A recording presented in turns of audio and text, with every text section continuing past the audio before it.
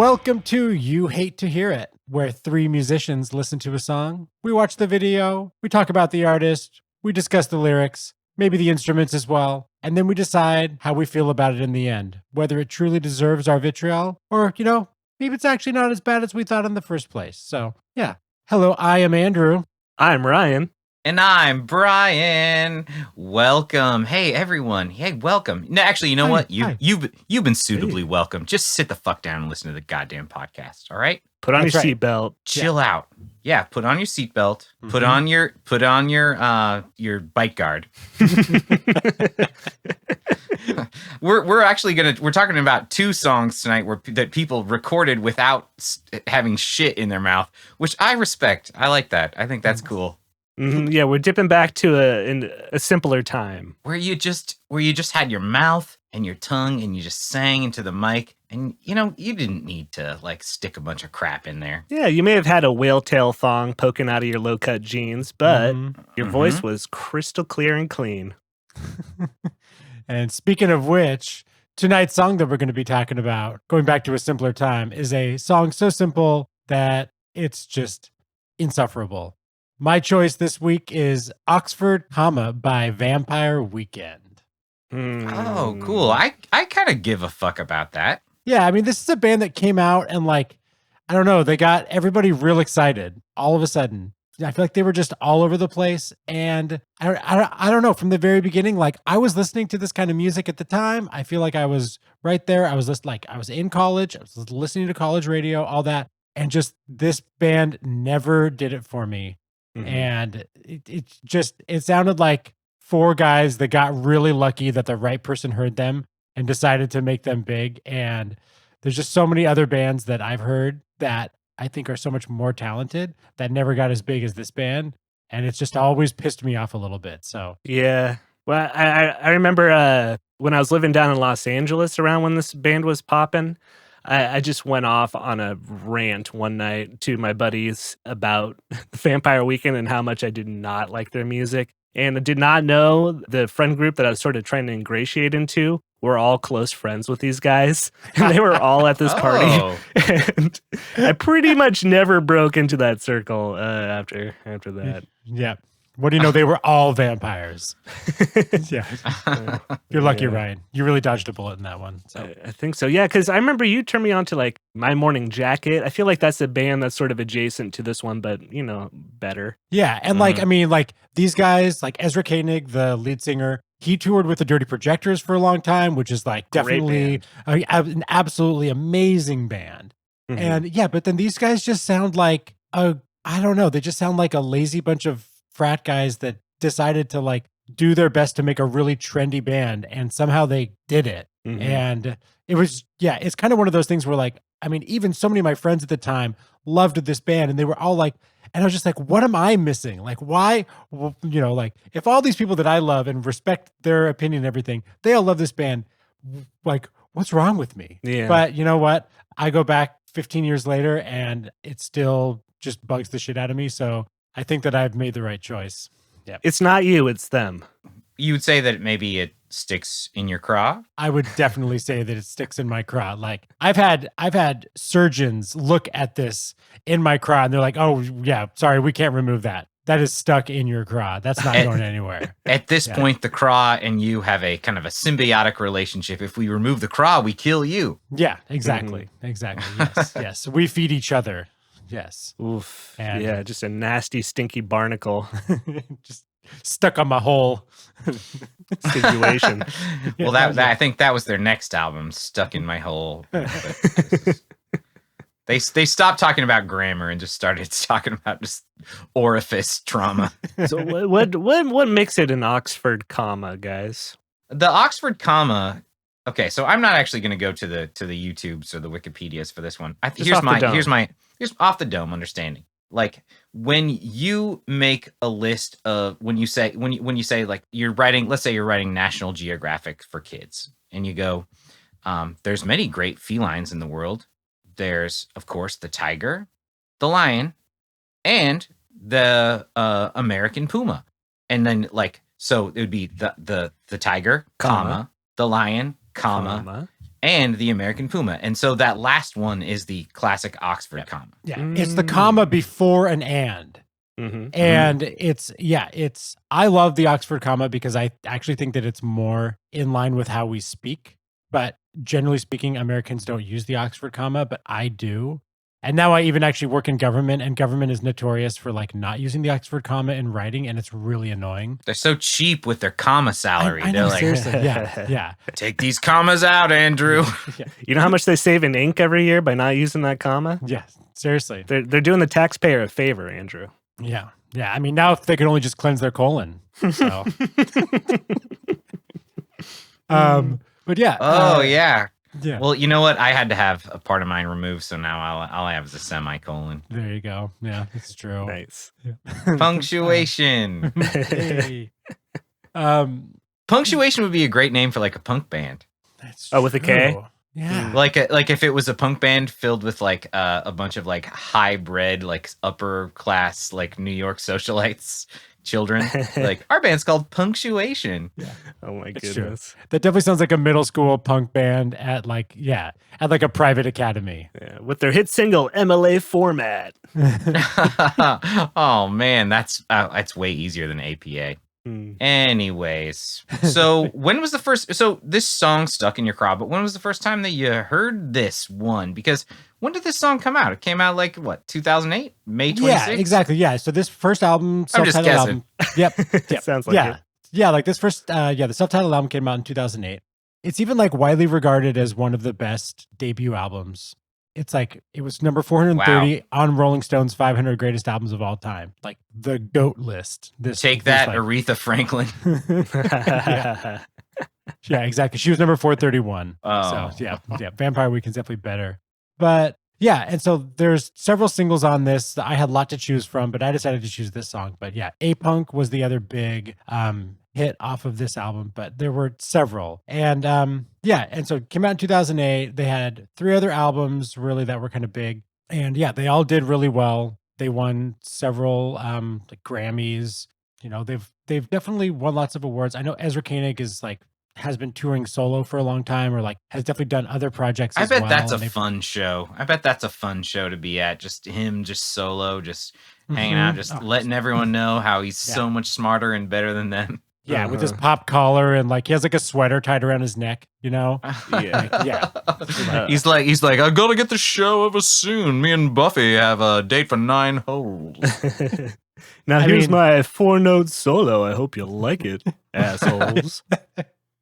Yeah, I mean, yeah, these guys did meet at Columbia University, so we're definitely not far off there. Like, these are definitely some Ivy League, slackers, I'd call them. Ivy League half-wits, I don't know. But yeah, I mean, this song just start to finish really bothers me. Like, I don't know, should we get into it? Yeah. Let's go. Yeah. Do we want to take a moment and watch the video? I have never seen this music video before, but if it is not like a Friday night where a bunch of vampires go out and eat a bunch of people and suck their blood, I'm going to be so disappointed. Because that would really fit this song. Well, prepare to hate your life for 4 minutes. Here we go.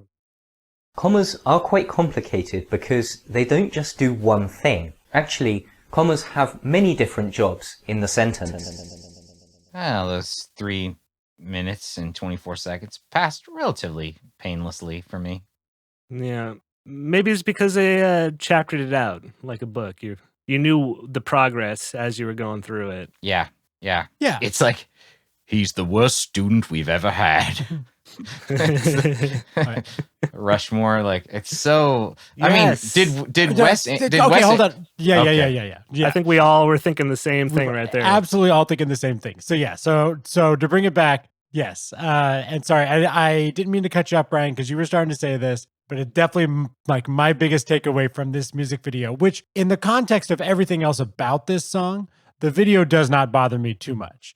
But it's definitely just a group of guys that watched Rushmore way too many times.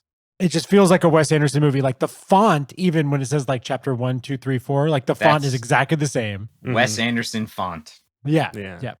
Which, I mean, I guess I should maybe look at the liner notes, because if this video happened to be directed by Wes Anderson, then that would kind of be like fucking rad. Control F. No. Wes Anderson. Yeah, right. Control V. It was the. Do you want to know about this music video? The music video is actually directed by comedian and vampire himself, Richard Ayoade, who was famous for being in the IT Crowd and that other vampire show, and he's kind of like an English hilarious, great British comedian. Wait, is he the bloke with the hair, like super nerdy? He's kind of like the super nerd in IT Crowd. Yeah. Hilarious. No, I loved him in that. And then he said the video drew heavily on impressions of the works from American filmmaker Wes Anderson. Yeah, except for being like interesting, which is they left that out. Yeah. They were trying to do too creative much. Choice. Yeah. Too much without enough attention to detail, which is Wes Anderson's, he's so precise about his color scheming. Every single prop is like a Chekhov's this or that. Yeah. Very Chekhov's blue button-up shirt. Yeah, I mean, I did also appreciate, I liked the single shot, of the video.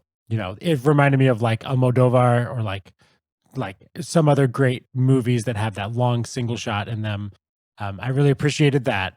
It reminded me but kind of like the song where it was a long single shot, like a single take, which is what I feel like that song is. And like it has little errors in it and it's not that interesting. And it just could have been so much better with a little bit more work. Yeah, Dick Ayoade, man, he's funny. I wish that video were funny. I would have saved it. I think they were actually kind of trying to be like funny in kind of a like offbeat British way, but they just completely like missed the point of what that is. Like I think there was some funny moments in it, like how there's a moment where they're kind of setting him up for this track shot where they actually show you them setting up the track. That's kind of funny. And then there's he has to like show his papers, I guess, at a table, and then two guys like move the table, and then they just stick with the guys for like 10 seconds while they're just like taking the table off the set. These are the most interesting people that we totally want to follow. Yeah, I was just like, let's go with them. What other kind of furniture moving are these guys doing today? Yeah, I want to see these fellas on their union smoke break. Let's see what they're up to. What are they talking about? Out of this bloody barn.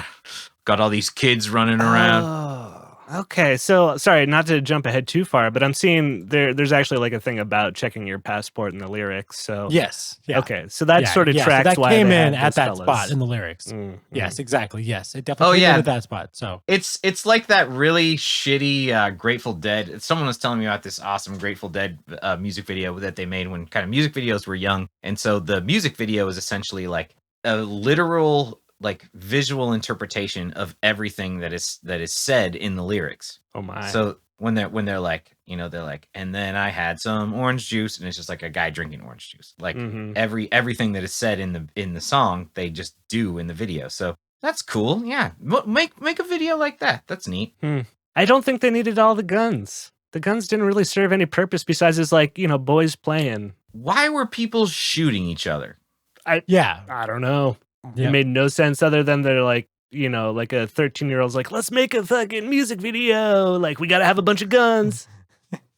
Yeah. And like, there's no guns in Wes Anderson, Yeah. Very rarely. Rarely that someone, like, you're just kind of like watching the music video and then you're like, okay, these well-dressed gentlemen are like at a barn and then they're starting to play a song. And then like one of the musicians someone just pulls out a gun and just like shoots one of the musicians and they just die and then just keep filming. And I was just like, man, did Alec Baldwin, was he on the set or something?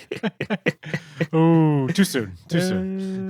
Yeah. I identified most with the dude in the wheelbarrow with the long hair, just reading a book. I was like, that would have been me back in the day. Yeah. You rock a mean wheelbarrow, dude. I really do, man. But yeah, in the grand scheme of things and all the songs we talked about so far, like this video's fine. The video doesn't really bother me that much. It's the song itself. Like, I guess I definitely want to talk a little bit about the musical performances in this, because like the lyrics are one thing. The lyrics I think are just like overly verbose and trying to be clever, and they're just kind of trying too hard, and yet they also need some serious editing, in my opinion. But before we get to that, the musical performances, it's obviously such an amateur band. Like before any other instruments start and the drums are just playing, they're doing their little thing. Like there's an obvious like little error in that if I was recording the song, I would have absolutely stopped and just been like, okay, I'm going to like try that again because I fucked up a little bit. Or if I recorded that and then had to listen to that song over and over again, like it would just bother me. So like, that's in the intro. There's like a drum error. Like explain this to me. Yeah, there's just like he's just like late by like a quarter of a beat. There's like this little like, I mean, it's minor and most people are not going to hear it for sure. But like I am a musician that, I mean, I like to think that I'm a musician that also plays for other musicians. Like if I expect people to listen to the music that I record as much as, like listen as intently as I listen to other music. And so those little things, I mean, I don't get super caught up in the minor details, but like if it's a drum only intro like that, and it's got this like little thing about it, like that would just drive me nuts. I would absolutely do it again. But I guess that's also just kind of showing what's about to happen throughout the rest of the song, which is like there's tempo fluctuations throughout the song that are like not intentional, in my opinion, at least not to the extent like other bands like Modest Mouse have done tempo fluctuations like brilliantly, but do it very intentionally. Yeah. And this song just sounds like tempo fluctuations that are because they're undisciplined or just they get excited because the chorus is coming and so they speed up and then they go back to the verse and then it just like slows back down again. And when it slows back down into the verse just by a few beats per minute, it like takes all the momentum away from the song. Yeah. And so absolutely. Yeah. So like little moments like that in the song and the performance of the song and the instruments really bug me. And then, yeah, I mean, I made a smart ass joke during the video, but like the guitar solo it's not a guitar solo. The guitar solo is like a guy who has learned to play like a year and a half ago and he's just like noodling. Yeah. Mm-hmm. It's really disappointing. It definitely pulls more energy out of the song. It doesn't build up in any shape or sense. If anything, it builds down. It really does build down, and it doesn't end on like a traditional note that would be like a lot of tension to bring you into the next chord. So it's like just this in the middle nothing ending with an already super slow paced solo that's super simple. If you have such a simple solo like that, you're gonna want to write it out first. I hope to God he didn't write that out. I hope it was just in the moment, because if he wrote that, you think he just improv that one? A first take. Yeah. I mean seriously, like that's what this song sounds like to me. The song sounds like when they recorded this song, it was like the first or second time they had ever played this song before. Mm-hmm. That's exactly what it sounds like to me. And like the lyrics are the same thing. Like it sounds like he just jotted down all this like bullshit and somehow found a way to like fit it into the lines where like sometimes he has to add all these extra syllables in lines of the lyrics. And it gets weird and he has to like rush it and it does all this stuff. And it's like, you could have easily just taken out those two words, said the exact same thing, and it would have actually fit naturally with like the way that you're singing, because otherwise he's singing kind of slow and on rhythm. Yeah, it's like the line. So he says like, take your handbook, it's no trick, take the chapstick, put it on your lips, and he like has to shove all these words and it's just like, I said your motherfucking lips. Let me smell your lips. But he could just say like, put the chapstick on your lips. Like it would sound like the previous line. Yeah. And it would have good like parallelism. You probably already know how to use chapstick. Yeah. It's weird. A lot of these songs that we've been critiquing lately just have a problem with lyrical pacing. Yeah. They're like stressing weird syllables, they're rushing too much, or they're just shoving too many words, into a verse, like a real turducken of a verse. Yeah, which I think if you're Ezra, this, extremely well-educated man, according to him, he's read the English dramas. He's like a super smart dude. And like, I think he feels it's like, the way that I'm gonna get this across is just by like filling up the song with all of these. Sometimes it's references, sometimes it's just nonsense, like filling the verse with something like take the chapstick, put it on your lips. There's nothing. That's nothing. There's no connection to anything. You could read this like a poem and you would just be like, I don't know. What are you trying to say? Yeah. It is really just like a collection of sentences. And some of them are definitely, they seem really erudite. And then he was kind of doing something that I think a lot of people were doing in like the 2000s in rock music and popular culture, and just kind of being like, but I also listen to MTV, so I know who Little John is. He always tells the truth, doesn't he, everyone? We all know Little John. Hey. Oh, and he's the windows and the walls. We're not going to talk about sweat dripping off of anything in this song because, you know, we're like high-minded Columbia. Yeah. You know what? This song would have been a lot better if he was just like, isn't it great when your balls are sweaty? Balls, and dicks and penises. Like, just, you know what? If you don't have anything to say, why don't you just go down to your most common denominator instead of trying to trick me in the very beginning of the song, be like, oh, Oxford comma, English dramas. Is this going to be some kind of, I don't know, like, do I need to like get out my my old English 104 textbook and like annotate this bitch? Are you going to talk about Bede, or are you going to talk about Beowulf or something? Nah, the next thing he's just like, and you don't know how to put on chapstick, and I like Little John. It's just like, it's great. And then he talks about the Dalai Lama. Yeah. Oh, yeah. Climbed to Dharamsala, met the highest lama. His accent sounded fine to me. So it sounds like he's talking about why be so proper with your English? Why be so snooty, right? Yeah. Which, that's a cool idea, I guess. What it comes off is just like, his accent sounded fine to me. It's just like, well, who was ever even talking about that? Were people dissing the Dalai Lama because he spoke with a Tibetan accent? I don't think so. Yeah. Hey, guess what? The Dalai Lama doesn't give a shit about what you think about his accent. The Dalai Lama just wants to reach the highest heights of, mental and spiritual awareness and make out with kids. Yeah, just suck on the tongues of young boys. That's all. Yeah. I actually saw the Dalai Lama speak, and that was one of my great things that me and my dad went to see him after I won like some award in high school. And we would always be like, yeah, we heard the Dalai. He was so wise. And then that came out, and I was like, God damn it, Dalai Lama. You done goofed. Can there be one man on this earth that isn't a total creep? Once again, Hawkeye. Yeah, Hawkeye. Yeah, that's true. Yeah. Let's see. I want to say this is definitely during the time when the like Korg keyboards were just the thing. Everybody had one. Yeah. And this is heavily prominent in this track, and it just honestly makes the whole song feel that much more empty. There's so little going on. A little bit of keyboards, a barely audible rhythm guitar section, and I don't even know if the bass was plugged in. I don't remember it already. Yeah, it was plugged into the barn in the music video, but I don't know if they had power. The keyboard is like the simplest thing. It's just like, if you've got a sweet Korg synth, man, like, just show it off. Maybe the keyboardist should have had a solo. Don't give it to Ezra, who learned how to play guitar 2 weeks ago. Yeah. They threw in an extra little keyboard line during his solo because I think they realized, like, oh man, this is a snooze fest. So they had just an extra little padding with the keys, and those are all presets. They didn't do any kind of EQ, any kind of filtering, or like extra modifiers to the sound. It was all out of the box. Yeah, it's the whole thing about them showing up with their own energy and their confidence in themselves, and that was going to be enough. And I feel two ways about that. I'm just like, that's cool.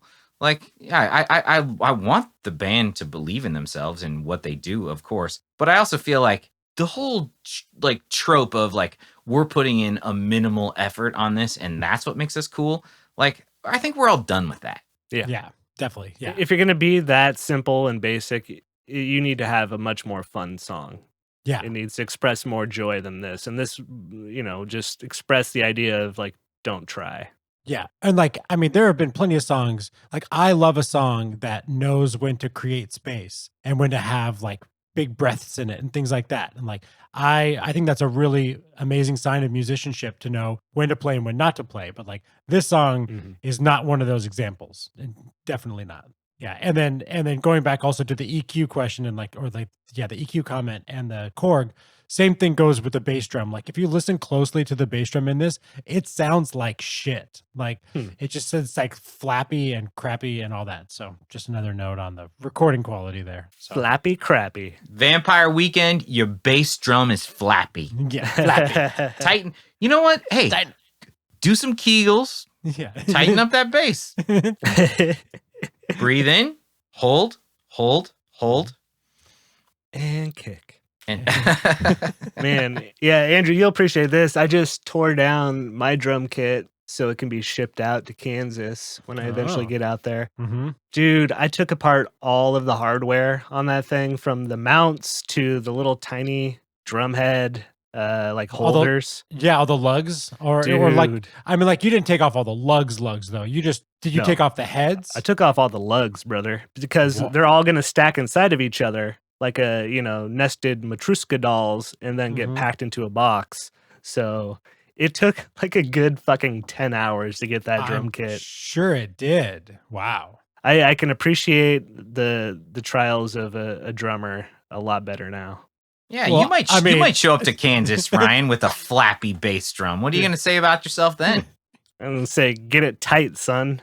They will not tolerate that. They'll be, get out. Get that flappy bass drum out of here. Also, Ryan, I like that you say that you appreciate the trials and tribulations of a drummer because you took your drum set completely apart. It's like no drummer takes their drum set completely fucking apart. Yeah. That's what happens when you let a guitarist try to pack up a drum kit. It's like, I'm just gonna exactly. Yeah, I had to take my guitar somewhere, so I took it completely apart. How am I going to put my guitar back together? Ryan can now carry his drum set in a fanny pack. Yeah. Basically, that's all. I have 2 suitcases packed, and they're packed full of guitar pedals, microphones, guitar cables, and 3 suits. That is what I'm taking with me. Okay.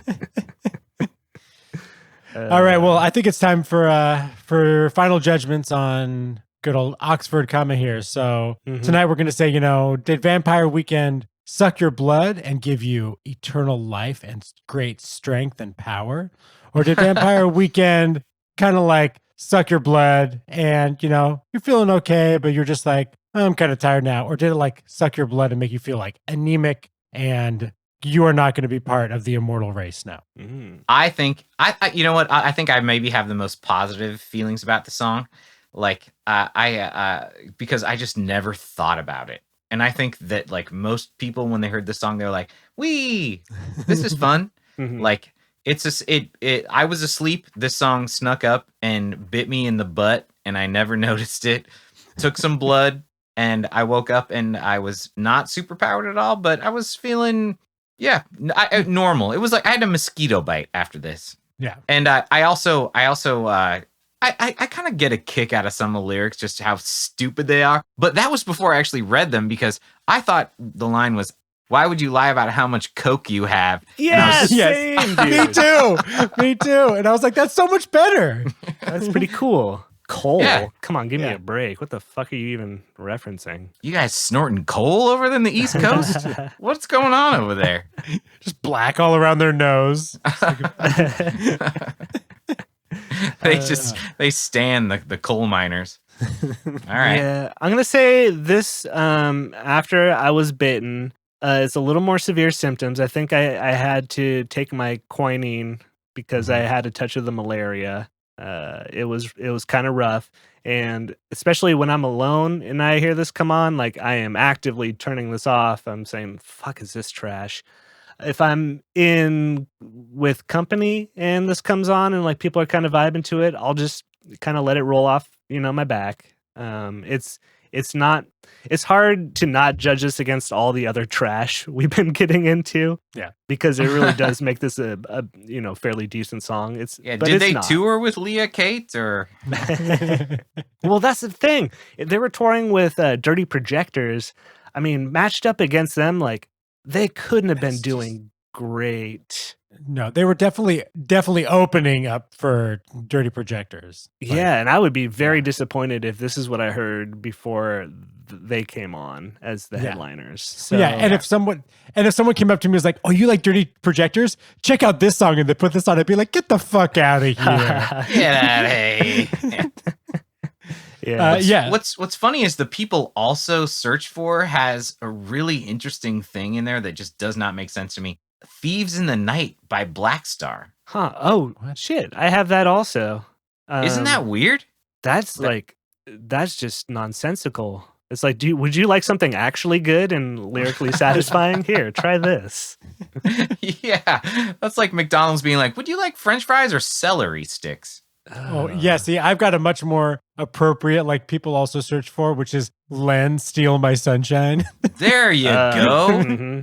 They're like, would you like to feel something and kind of get up out of your chair? Oh God, no. Or I mean, here's the better version. Like, not even one of my recommendations, but in terms of this time and good music that was being made in the similar vein, which is MGMT Kids. Like, yes, like that song fucking hits. Like, I love that song. So that's something much more.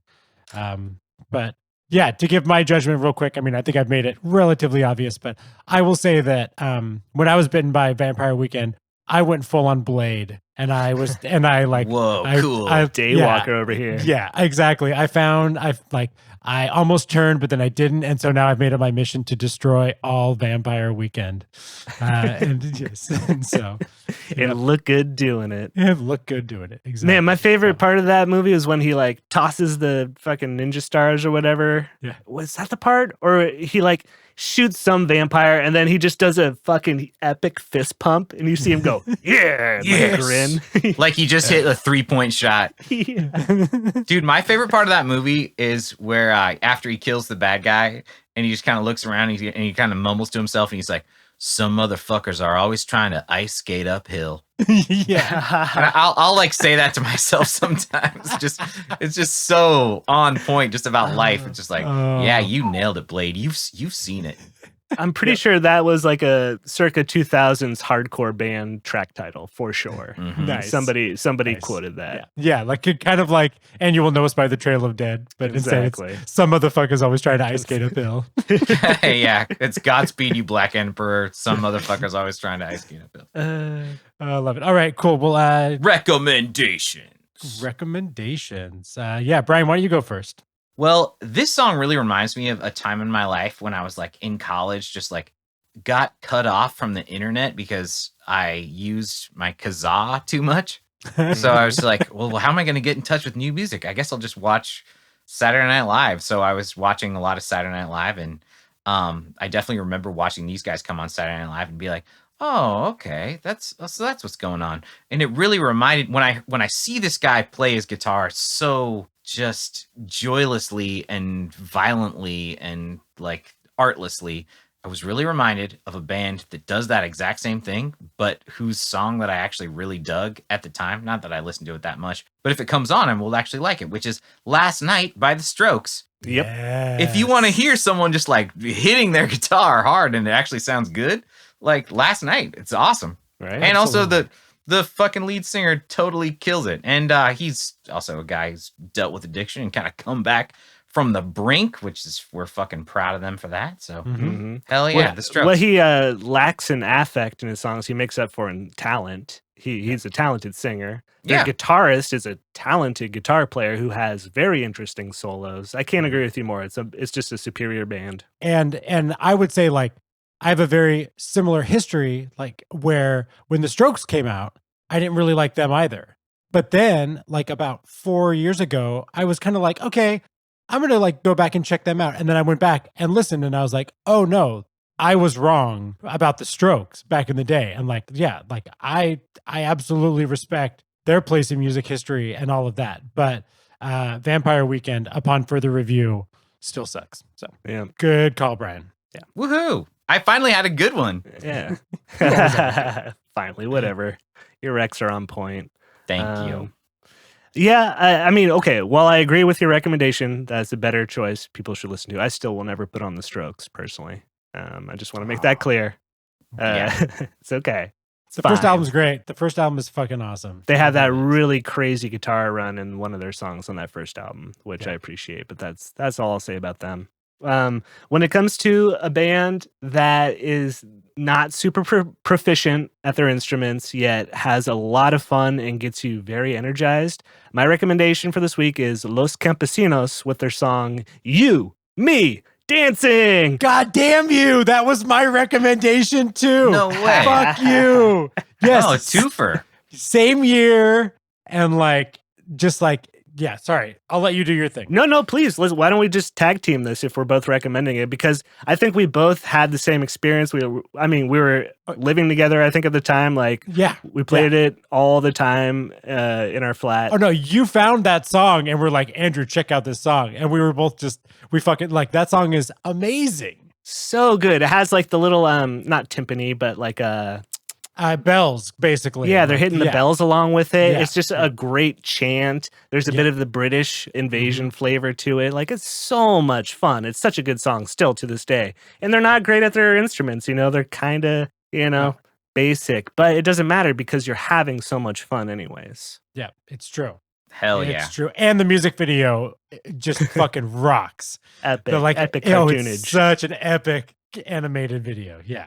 It's like a simpler form of Interstellar 555.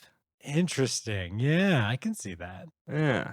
So everything they do is a little simple, but it's always fun. Yeah, go listen to them. Yep. Yes. Los Campesinos. You, Me, Dancing. For sure. Great. Well, since you stole that one from me, or since we shared that one. Eiffel Tower recommendation.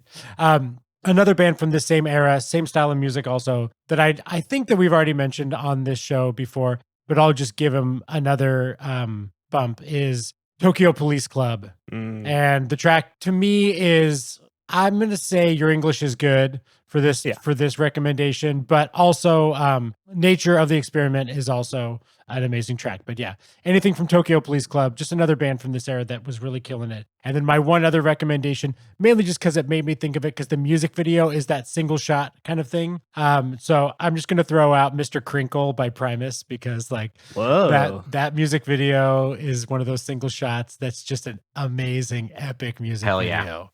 So Mr. Crinkle. Yeah, exactly. Oh, that bass part. Just talk about a band that knows how to play their fucking instruments. Amen. Seriously. All right. Well, thank you all so much for listening. Don't forget, you can always get in touch with us on Twitter at YHTHI Podcast, or you can send us your questions, recommendations, or whatever to yhthi.podcast@gmail.com. And why don't you tell us a story about one time when you lied to someone about how much Coke you had? Yeah, it's true. How'd it go? Did you get caught, or were they like, "Whoa, cool, you're the man. you have 100 pounds of Coke? That's so much." Yeah. Sorry, I said coal. I have 100 pounds of coal. There we go, for legal purposes. Yeah, or if you have a really flappy bass hole, let us know about it and how you tightened up that kick. All right, but until then, thank you so much for coming by. We will listen to you next time. I'm Andrew. I'm Ryan. And I'm Brian. Thanks for listening, everybody. Yalehi. Ooh.